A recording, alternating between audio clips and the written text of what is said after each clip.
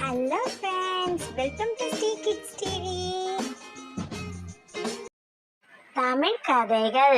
முட்டாள் முயலும் மாயக் கிணறும். ஒரு அடர்ந்த காட்டுக்குள்ள ஒரு முட்டாள் முயல் ஒன்று இருந்துதான். அந்த முயலுக்கு நண்பர்கள் யாருமே இல்லையா. எப்பயுமே நல்லா சாப்பிடுமா, அப்புறம் தனியாவே எப்பயும் காட்டை சுத்தி வந்துட்டு இருக்குமா. ஒரு நாள் முயலுக்கு தண்ணி தாகமா இருக்குதுன்னு ஆத்தங்கரையில தண்ணி குடிக்க போச்சான். அந்த இடத்துல ஆமையும் மானும் பேசிட்டு இருந்தாங்களாம். ஆமை சொல்லிச்சான், மானே, உனக்கு உன்னை தெரியுமா? அதோ அங்க ஒரு மாய கிணறு இருக்குல்ல, அந்த கிணத்துக்கு போனா யாரும் திரும்பி வர மாட்டாங்க. அதை கேட்ட மானும், ஆமா தெரியும் தெரியும். அதை கேட்டுட்டு இருந்த முயல் ஆமைக்கிட்டையும் மான்கிட்டையும் போச்சான்.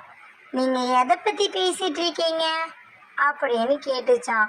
அதை கேட்ட ஆமை சொல்லிச்சான், அங்க ஒரு மாய கிணறு இருக்கே, அதை பத்தி தான் சொல்றோம்.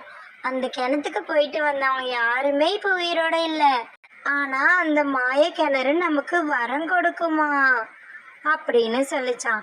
அதை கேட்ட முயல் ரொம்ப உற்சாகமாகி, அப்போ நான் போறேன் அந்த மாய கிணறுக்கு, எனக்கும் வரம் கிடைக்கும் அப்படின்னு சொல்லிச்சான்.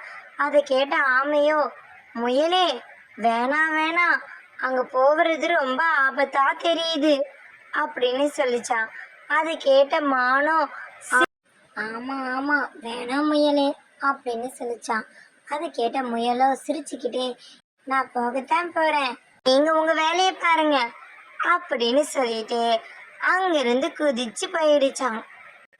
காட்டுக்குள்ள நல்லா சுத்தி சுத்தி வந்த முயல் ஒரு வழியா மாய கிணறு கிட்ட வந்துடுச்சான். மாய கிணத்துக்கிட்ட வந்த முயல் மாய கிணத்தை பார்த்ததுமே ரொம்ப சந்தோஷமாயிடுச்சான். உடனே சொல்லிச்சான், அப்பா, ஒரு வழியா மாய கிணறு கிட்ட வந்துட்டோம். இப்ப எப்படின்னா நம்ம வரம் வாங்கிடணும்.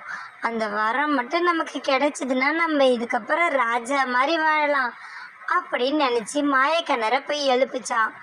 மாயக்கிணறே எழுந்துரு அப்படின்னு சொல்லிச்சான். குரல் கேட்ட மாயக்கிணறு கண்ணை திறந்து பார்த்துதான். அங்க முயல் இருந்துதான். சொல்லு முயலே, உனக்கு என்ன வேணும் அப்படின்னு கேட்டுச்சான். நீ எல்லாருக்கும் வரம் கொடுப்பியாமே, எனக்கும் நான் கேட்குற வரத்தை கொடுக்குறியா அப்படின்னு கேட்டுச்சான்.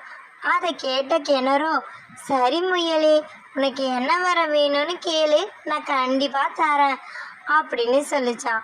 உடனே முயலும், நான் நினைக்கிறதெல்லாம் நடக்கணும், எனக்கு இந்த வரம் வேணும் அப்படின்னு சொல்லிச்சான். கிணறும் ரொம்ப சந்தோஷப்பட்டு, சரி முயலே, உனக்கு நீ கேட்ட வரத்தை நான் தரேன் அப்படின்னு சொல்லிடுச்சான்.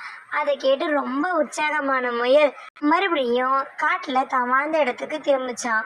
வர வழியில ஆத்தங்கரை பக்கமா வந்த முயல், சரி நம்ம வாங்கின வரத்தை சோதிச்சு பார்ப்போம்னு சொல்லிட்டு, எனக்கு இந்த இடத்துல ஒரு கொய்யா மரம் இருந்தா நல்லா இருக்குன்னு தோணுது அப்படின்னு சொல்லிச்சான். சட்டுன்னு அந்த இடத்துல ஒரு கொய்யா மரம் வந்துடுச்சான். அதுக்கப்புறமா ரொம்ப சந்தோஷமான முயல் தான் வீட்டுக்கு போச்சான். ஐயோ, நம்ம வீடு என்ன இப்படி இருக்கு, நமக்கு நல்லா அழகான ஒரு வீடு கிடைச்சா நல்லா இருக்குமே அப்படின்னு நினைச்சான். உடனே பெரிய மரமும் அதுல முயலுக்கு ஒரு அழகான வீடும் வந்துதான். வீட்டை பார்த்து ரொம்ப குஷியான முயல் உடனே, எனக்கு ரொம்ப பசிக்கிற மாதிரி இருக்கு, இப்ப பழங்கள் கிடைச்சா நல்லா இருக்குமே அப்படின்னு சொல்லிச்சான். உடனே ஒரு கூடை நிறைய பழங்களும் காய்கறிகளும் வந்துதான். உடனே முயல் கேரட்டை எடுத்து நல்லா வயிறு முட்டை சாப்பிட்டுச்சான். நல்லா சாப்பிட்டு முடிச்சதுக்கு அப்புறம், அப்பா, இந்த கூடை இங்கிருந்து போயிடணும் அப்படின்னு நினைச்ச உடனே கூடையும் போயிடுச்சான். உடனே கொஞ்ச நேரம் படுத்து தூங்கலான்னு படுத்த முயல் சட்டுன்னு எழுந்துக்குச்சான். ஐயோ, நம்ம வேற தனியா இருக்கோம், இந்த நேரத்துல சிங்கம் வந்துட்டா என்ன ஆகுறது அப்படின்னு நினைச்சுதான். அவ்வளவுதான், டக்குன்னு ஒரு புதர்ல இருந்து வந்த சிங்கம் முயல் மேலேயே பாஞ்சு கொன்னு சாப்பிட்டுடுச்சு. முட்டாள் முயலும் மாய கிணறும். இந்த கதையிலேருந்து நம்ம என்ன தெரிஞ்சுக்கிறோன்னா, ஒரு முயல் ஒரு மாய கிணத்துக்கிட்ட இருந்து தான் நினைச்சதெல்லாம் நடக்கணும்னு ஒரு வரம் வாங்குச்சு. அந்த வரம் வேலை செய்தான்னு சோதிச்சும் பார்த்தது, அது செயல்படுத்தியும் பார்த்தது. அந்த முயல் தன் நிலை மறந்து ஒரு நிமிஷம் சிங்கம் வந்தா என்ன ஆகும்னு நினைச்சதுனால தன்னோட உயிரை பறி கொடுத்துருச்சு. இதுல இருந்து நம்ம என்ன தெரிஞ்சுக்கணும்னா, நம்மளோட எண்ணங்கள் எப்பயுமே நல்லதா இருக்கும்போது நமக்கு நல்லதாகவே நடக்கும்.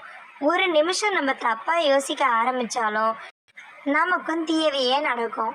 இதுதான் பெரியவங்க எண்ணம் போல் வாழ்க்கைன்னு சொல்லியிருக்காங்க. Thanks for watching our channel. Like, share and subscribe us.